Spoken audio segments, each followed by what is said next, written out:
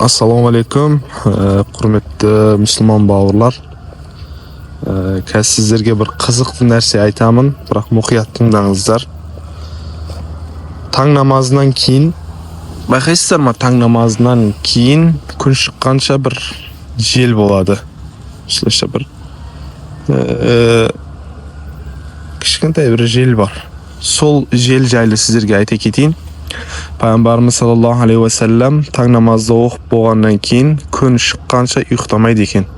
Өйткені Алла Тағала жер жүзіне сондай бір ауа жібереді.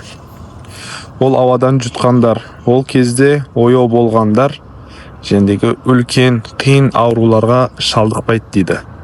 Және де ақыл ауруларына шалдықпайды. Олардың сақтау қабілеті күшті болады дейді. Және де мынау жүздері жарқырайды дейді. Яғни терілер таза болады дейді.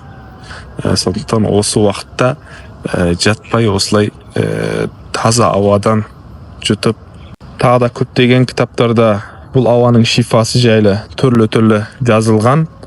Ақпарат пайдалы болды деп есептеймін. Алла Тағала баршаларыңыздан разы болсын. Білгендерімізбен амал қылуды Алла Тағала баршамызға насіп етсін. Сау болыңыздар, құрметті бауырлар.